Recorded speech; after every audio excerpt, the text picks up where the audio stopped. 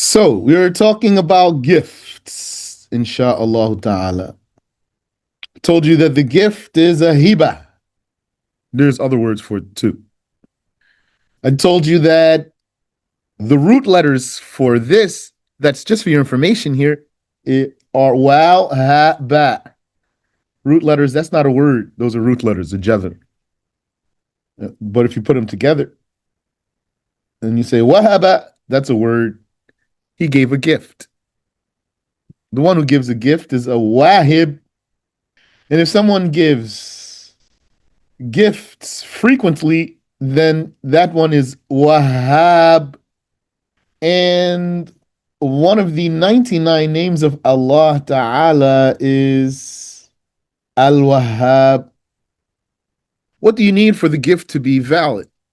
We said anything that you can sell, you can give it as a gift. So you need the owner, he's the giver, and yani he's the contractor on one side, and you need the receiver, he's the other contractor, because because a gift is a deal, a muamala. You need the money. You know what money means. Money is broader than cash. Could be an animal, not a dog though, or a pig. That's not money. And wine is not money. But other things, real estate, land, clothing, trees, etc., fruits, that's all money. Cars, jewelry, but you only need money on one side, right? If we compare this to a sale, for a sale, you need a seller and you need a buyer and you need the item and you need the price and you need the proposal and you need the acceptance. You know that well, insha'Allah ta'ala, 6 integrals of a sale. And some said 3 by dividing it by 2. Okay, what does a gift look like in comparison to a sale? So for a gift, you're going to have a giver and you're going to have a receiver and you're going to have an item and you're not going to have anything on this side. That's important. If you're talking about a true gift, how's there something on the other side? So that's why you have to be mindful before you say, yeah, here's a gift for such and such. Then what's that? What's that gift for such and such? What's another word for that? A sale. Yeah. But it is possible to mutually agree to gift giving. Like you say to a person, I will give you this gift. And you can give me that as a gift. And he says, I'll give it to you as a gift. And you want to be mindful here not to say, give it to me as a gift. Because begging is haram. What's begging? Begging is, or at what point is asking for something begging, let's say? What's the limit that makes it begging? It is when, does anyone know? 5, 4, 3. Not just high value. Yani, that's not the way to say it. 2, 1. When you ask for what? You said when you know that someone would feel uncomfortable with giving it away. No. When you ask for what a friend does not ask for from a friend. So what I'm saying to you now. When you request from someone what a friend does not request from a friend, at that point is begging. It's haram. What does a friend ask for from a friend? A friend says to a friend, can I have a cookie out of one of your cookies, for example? Can I get a chip? Oh, that's a bag of chips. I never had that flavor. Can I get one? Let me see how it tastes. That's not begging. Or maybe a friend says to a friend, you got $1 real quick? Let me take care of this thing right here. Or 50 cents or something like this. And this begging that's haram, it includes the wife. So this means the wife cannot say to her husband, can I have this ring? Can I have this coat? Can I have these shoes? Yani, if it is more than her right, she can ask for her right. She deserves her clothing. She deserves her food. She deserves her lodging. And so she requests what she deserves, then she has full right to do so. And she might request from her husband something that the friend requests from the friend. Oh, can I have a bite? For example. That's not haram. And this goes for any person unless the one you're asking gave you permission. Such as if he said, like the Prophet sallallahu alaihi wasallam said to Fatima, Ya Fatimatu binta Muhammad, salini ma shi'ti min mali. Oh, Fatima, daughter of Muhammad, ask me whatever you wish of my money, etc. till the end of that hadith. So then, it's permissible. Does it count as begging if one implies? I haven't heard that. That's why I'm saying to you, in some case where you wanted to do a mutual gift and you didn't want to do a sale, then for it to really not be a sale, then you have to agree really that it's gift. So you might say to someone, I'll give you this as a gift. And you can give me that as a gift. Means like if you want to, because it's a gift. And let's say you can't beg for it. You can't ask for it in a way that's going to be begging. So you can, this is hinting. This is not haram, that's what I know. You're just telling him. You could give me that as a gift if you chose to do so. And then if you gave him your gift, he doesn't have to give you the other one because it's not a sale. It's not binding on him. If he changed his mind right there in the moment, there's no sin here. So that's clear. What about the words, the proposal, and the acceptance in terms of the gift, though? For the gift, does not need words, does not require words. Meaning, if you wanted to give someone a gift, you can just put it in his hand and don't say anything. And he can take it from you and not say anything. Okay. So then we see the difference between a gift and a sale. And we saw how close were a sale and a rental. Because if we want to put here, rental needs what? Needs the renter on this side. I mean who's the one who does it? The leaser. It needs the tenant on the other side, or the employee. Item and price. What is the item? It's going to be what's the giver or the seller offering? It's going to be the salary. And this receiver, who is going to be the tenant or the employee, is going to is the salary, or maybe it's the home, for example, he's providing. So this employee, he's going to be paying the rent or doing work. That's his side. And you're going to need the proposal and the acceptance in the rental. So like this, put your deals here in this bracket here, and then you're going to understand them, inshallah. Now, also concerning the gift, is it binding or non-binding?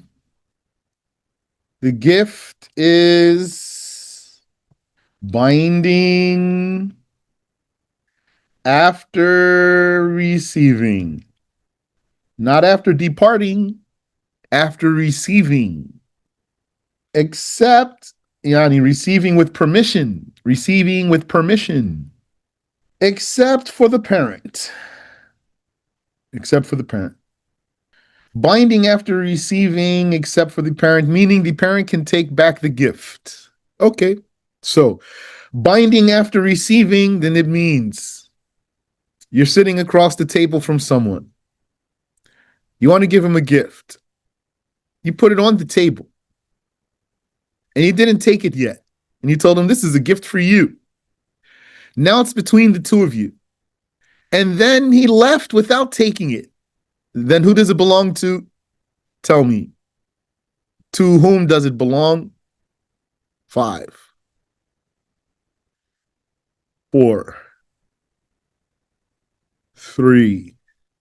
To the one that was gifted. No. He never took it. Still belongs to the one who gave it. The gift is binding after receiving. He never took it. Yani, if you remember, we talked about how to receive. Do you remember how many cases of receiving there are? How many cases of receiving are there? 5, 4, 3. Okay. The answer is 3. 1.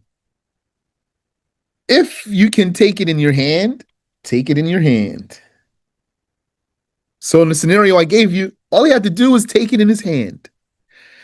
Then even if he left it there, it would be his because he took it. He received it with permission. If you can't take it in hand, like a car, then remove it. Yani remove it. Meaning take it away from the one who gave it to you. So if it's a car, for example, then you're going to get in and drive around the block, for example. Then even if you parked it right back where it was, now it's yours. Subhanallah, one person wanted to give someone the gift of a car. And it's a nice car too, to get as a gift, mashallah. So he took the person and they drove around for something in this nice car. And he told them, I'm going to give you this car. Then they weren't able just to do some things, basically legally, for transferring the car. Not at the date. So the one who wanted to give the car, he said, well, we couldn't do that, but it's your car now. So, what I'm going to do, I guess you can take the car and we'll try another time. But means that, yeah, religiously, he's saying religiously it's your car, but we didn't do what they want us to do, what they call legally. So I guess religiously you can take this car and drive with it and we can try tomorrow, but it would be considered illegal. So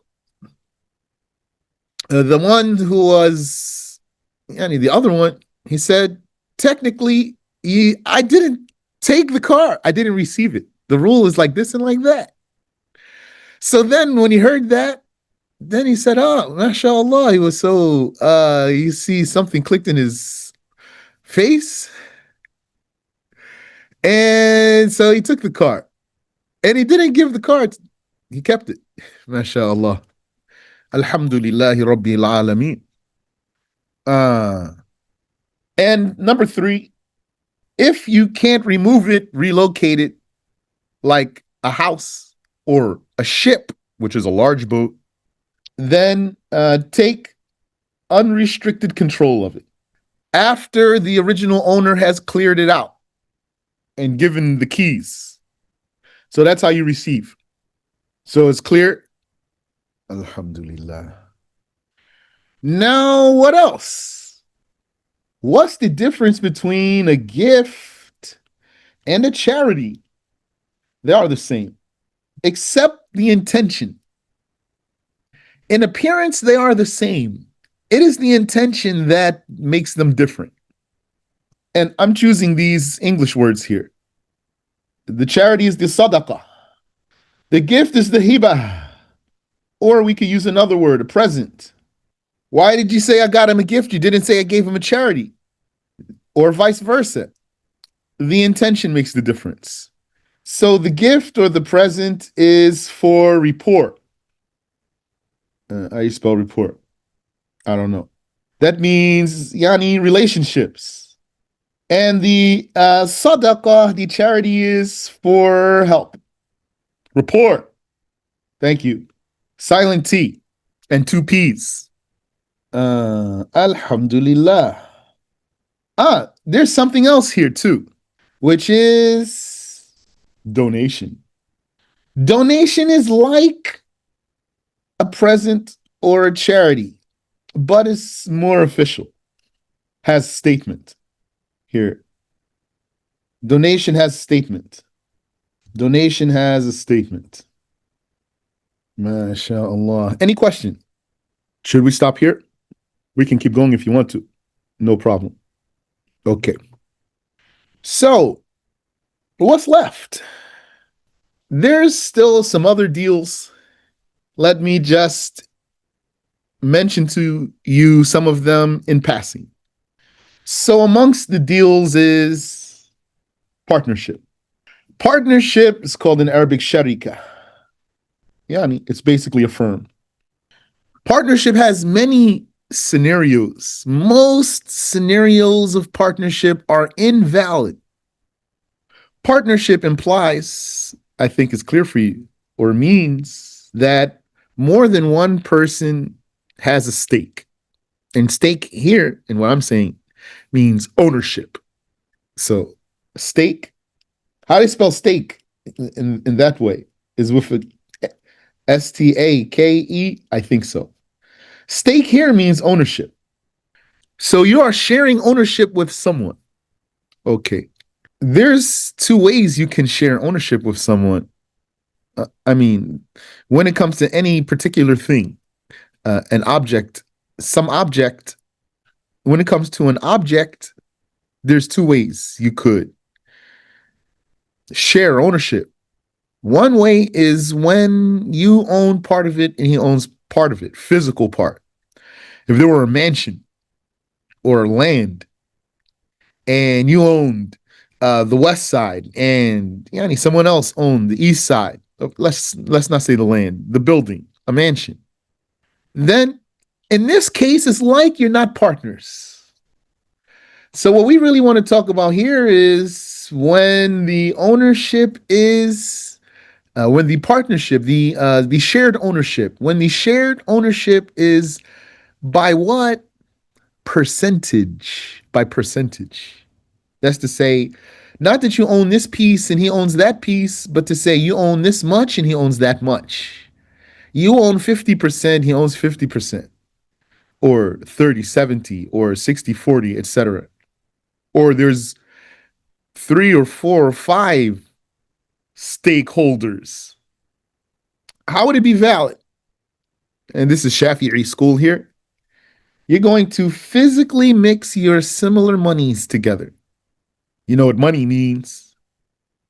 You're going to physically mix your similar money. Similar money means your money looks like his money. When you mix those monies together, you can't tell whose is whose.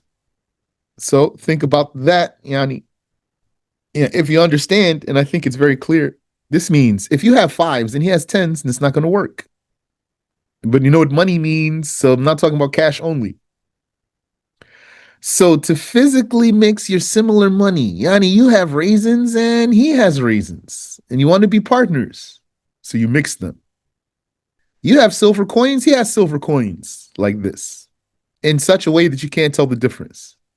You need to know the percentage of your contribution. No, it needs to be physical. You need to physically mix it like you're putting it in a bag. Physically mix that money, then take it to the bank.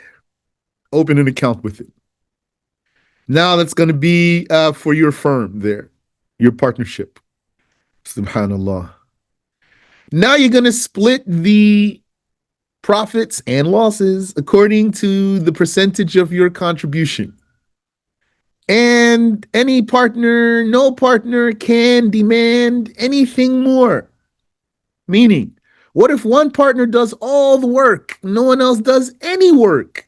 And if it's not for him, it's all going to fall apart. He cannot say, I want you to give me a bonus. We're having a meeting here, guys. This is it. Not valid. They cannot agree. He can't demand it, and they can't agree to it. Not as a condition. Not as a condition. But what as a gift, though, for rapport and relationship? And they said, okay, you definitely are the backbone of this operation here. We're going to agree to give you a stipend, an unconditional stipend, for example. Okay. This is a deal in which you can work according to percentage. Percentage, be on alert from percentage. General advice, avoid percentage, not absolute advice. Rather, what's general advice if you're going to avoid percentage? What are you going to not avoid? Exact numbers. You want that more than percentage. And in fact, sometimes percentage is not valid because percentage takes you where? Into the unknown. Then you're going to be dealing in risky business. But there are deals that percentage works validly in them. Sharika is one of them. Also, qirab. This is the word that I said wrongly the other time. I said loan is a qirab. No, loan is a qard, not a qirab. Qard. Qirab. What's this? You might say profit sharing. What does that mean for us?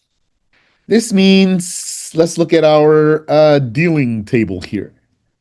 We want to see what's going on in those 6 slots there.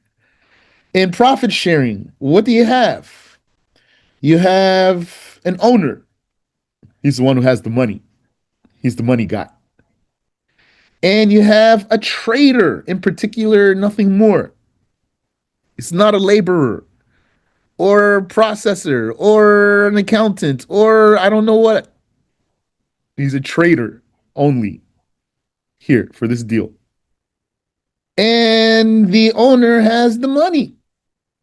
What does the trader have? The trader does the trading. He takes the money from the owner and he trades with it. Trade means he buys merchandise to sell it for a profit. And with the profit buys more merchandise to sell it for a profit. That's trading. And you stay in that cycle there, in that loop, or as some people call it, flipping. And you need the words also. The offer and the acceptance. Yes. Okay. So this is what the owner gives to the trader. And this is what the trader does for the owner. He trades with his money. The goal behind it is to generate money, to generate a profit. This profit that gets generated, they split it by agreed percentage. So the owner says, for example, I'll keep 60, you take 40, or whatever they agree to. So when we say he's a trader, not more, let's say they are trading in selling flour. So the only thing that this deal will target is the flour, not for the person to go and buy the wheat and then to pulverize it and process it and bag it and stock it and not any of that. None of that is part of this deal here. So they can do another deal. Or he can hire someone else to do it, for example. Also, what else deals in percentage? Tending palm trees and grapevines, and possibly with a provision, possibly the grains in between the trees. Meaning what? Uh, this means someone has palm trees or grapevines, so they need taking care of. Yani needs a gardener. So, what this gardener is going to take as a salary? Uh, let's see here. Let's look at our table here. You have an owner and you have a gardener. And the owner, what he's going to, the gardener, he's going to work. So that's what he's offering here, work. What is the owner offering? The owner is offering a percentage of the yield. How much that's going to be? How much he's going to take home at harvest time? Allah knows. I mean, how much exactly? Not the percentage, but the actual physical money, which is going to be grains or something here, fruits or dates or raisins. God knows. When you are dealing with percentage, you are dealing with the unknown.